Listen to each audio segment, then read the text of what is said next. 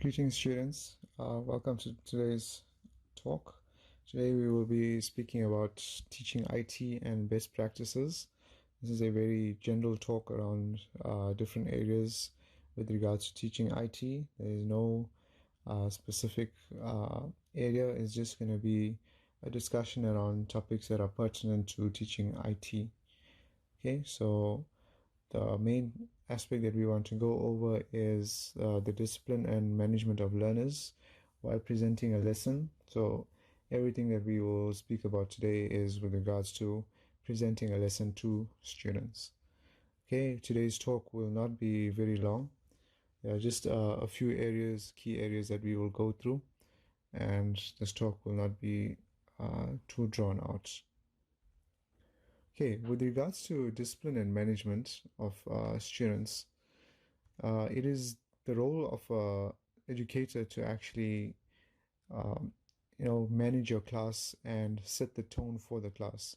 At the end of the day, the educator is in charge of actually delivering the lesson, setting the tone for learning, and getting across to students. Okay, so it comes back to things we've done in the past as well. We've covered lesson planning. However, lesson planning cannot guarantee a lesson's success. Okay, so there are other aspects, other dynamics within a classroom that are very important when you are teaching, and you would know this if you have done any teaching as well. That students behave and interact in different ways. Okay, so we're just going to go through some of the general guidelines for actually teaching, and hopefully this may assist you within your class as well. Okay, so firstly, most of these guidelines are taken from your textbook, so I'll just speak around them as well. First one is do not be unapproachable or too strict. Okay, the reason for this is that students are curious and they are learning, and they need somebody who can lead them in this learning process. Okay, so if you are a person who is not approachable or too strict, it does not promote confidence within the student to actually ask questions that they may not know, and this leads to gaps in their knowledge. Okay, the next aspect is within your classroom you should also allow for discussion that is work related. Okay, sometimes students learn a lot from their peers by asking them to clarify certain aspects, and a lot of learning takes place during this process. So don't be too stringent. Allow discussion as long as it is related to work and does not disrupt the entire class. Okay, the next topic there is, always ensure that your expectations of learners are known. Okay, your learners need to know exactly what they are working towards. You as a teacher have lesson objectives. Keep this in mind and always let the learners be aware of what they are going to be taught and the learning process and so on and so forth. The next point, never leave learners unattended or unoccupied. Okay, if you have a classroom and you're teaching a lesson and you find that you have finished the lesson, always give your students some sort of activity to keep them busy. Don't leave them unoccupied or unattended to actually, spend time not learning. It is very valuable for them to be in class and participate in activities that facilitate learning. And of course, with you being there and their peers being there, they can also get assistance during this time. Okay, and lastly, as a facilitator within the class, you should get actively involved in the lesson and promote participation. So if you set out an activity for students, ensure that you go around and speak to students and gain an understanding for what exactly is going on, where are they in the learning process. Allow them to actually speak up and ask questions. By them asking questions, it enhances their learning and that sort of thing. Okay, so in general, these are some of the guidelines that are set out for to promote good teaching. You should also other aspects that you should focus on are the guidelines that you follow in line with the ethos of the school that you are at. Some schools set out the different ethos. Are the guidelines that you use in line with SACE? Are we following the code of conduct as a teacher? And you should bear these things in mind as they are important. Okay. You should always also bring the learner up to speed on what is being taught. If you are not on the same page, the learner and educator are not on the same page, this sort of disorganization leads to uncertain behavior and uncertain interactions in the class. Okay, the tone for learning should always be clear, and students should be focused on learning and not be distracted by other aspects. Okay, in terms of lesson presentation, there are other aspects that we should consider as well. The first is keeping a record of students' work. Okay, so different teachers have different ways of doing this. There are no actual formal requirements for keeping a record of students' work. Some teachers prefer that.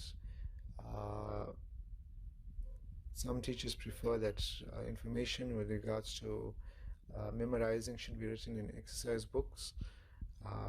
Other teachers prefer that actual programming should be done on a computer and printed out and kept in a file, perhaps. And then you get teachers who actually prefer to keep electronic copies. There are no hard and fast rules regarding this. It really is up to you at the end of the day. But it is very important that you actually do keep a record of work. Okay.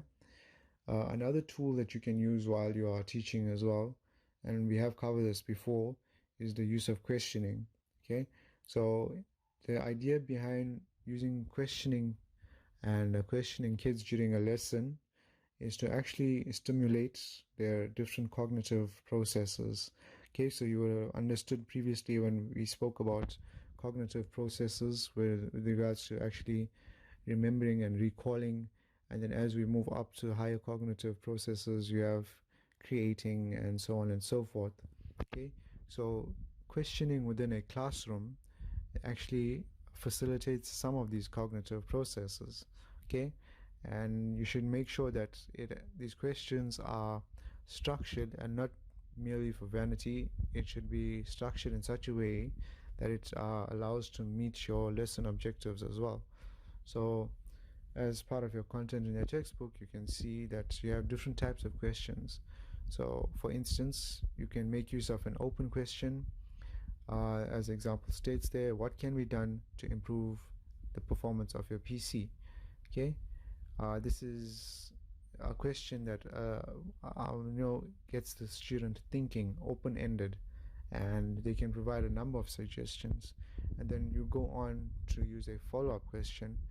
Explain why you made that suggestion. So in the first question, they opened up and they were allowed to think openly, and then the next question asked them to actually give answers and reasoning, and this creates a critical thinking process. Okay, and then obviously another type that we give you is an empowering question.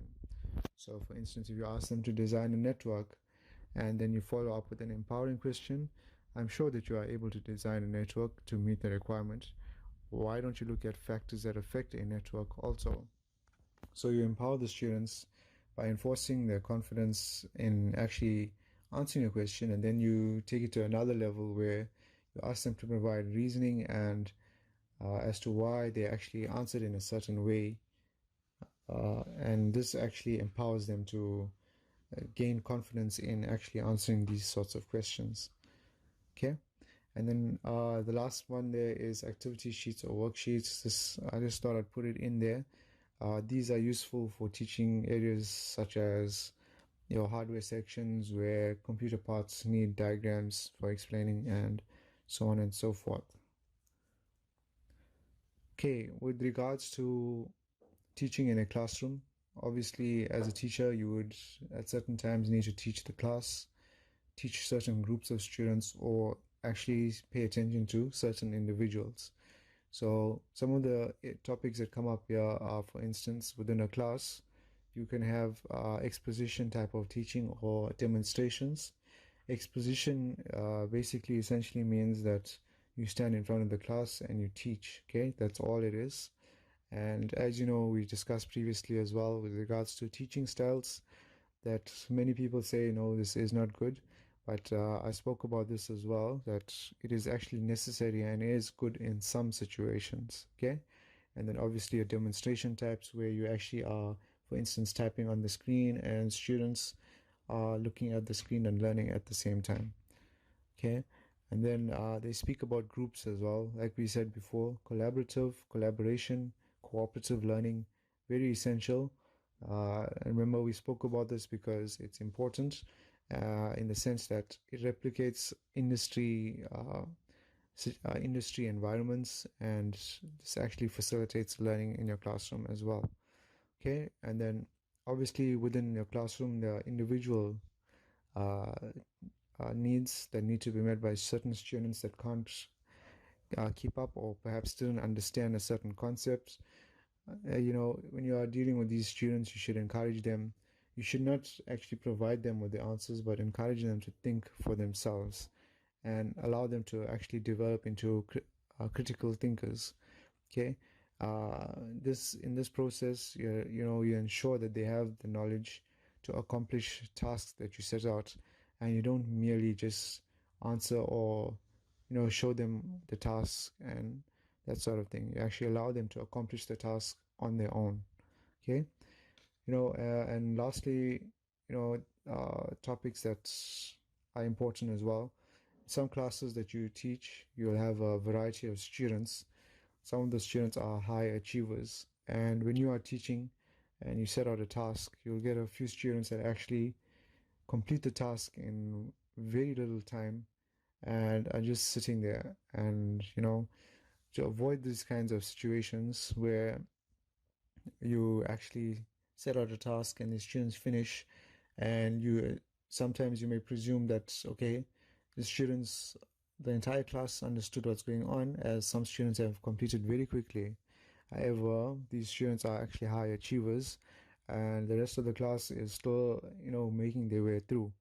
In this sort of situation, some of the advice that educators provide is that you should allow the students that are finishing very quickly and achieving results very quickly to actually sit with other students and assist them. Okay. So it's not a case that you should actually feel that the student is beyond the scope of this class or anything like that. We know that as teachers, as people, there are people who don't know everything. We are people who don't know everything. So when students acknowledge that, and no, not one person knows everything, and we just know what we know, and we're actually making the best of the situations. It actually assists them and facilitates them, and it creates a feeling of them achieving something differently. Okay, so allow these students to actually assist other students in their work. Another issue that we come across as well is physical disabilities amongst learners. Some students may come across with aspects or issues such as not being able to see text. Maybe they have a vision impairity, or some sort of issue. These factors should be looked at closely, discussed with their fellow teachers, and these students should be accommodated. Do not take it for granted that all your work is standardized and everybody is accommodated for. Make it a point to actually accommodate these students. Okay, so students, this is coming towards the end of your semester. I know that uh, the actual schedule for this course has been changed. I will be releasing dates for the actual assessment due dates. and you'll see that I will allow for ample time to complete them. I have already placed online within your assessments folder the different types of assessments that I expect, and you'll see they're pretty straightforward. If you are a teacher, you'll see that these are not impossible tasks. We are taking into account that campus is closed, or not necessarily closed, but our physical campus is not 100%. So I will be available online to actually answer your questions as you are given these assessments. I will release the dates this week. You will see that some of these assessments, for example, your 2 tests will be conducted this month. They will be in the form of an online test, not physical based, and you will sit at your computer. You will have ample time to complete them, and you know, so do not stress about that. The other 2 assessments that you have, the lesson plan and the infographic, like I said, I've placed examples online. I will put the due dates for them online as well. If you do have a chance to get started, please go ahead and do so. Uh, if you do have questions regarding those assessments, you can forward them to myself. I'll gladly assist you or clarify what is expected. And your last assessment that you obviously know about is the Scratch activity. If you have not already completed and submitted your certificate, please do so. And if there are any other questions, you have my email. I am available. Please feel free to contact me. And I'll see you in the next few lessons. Okay.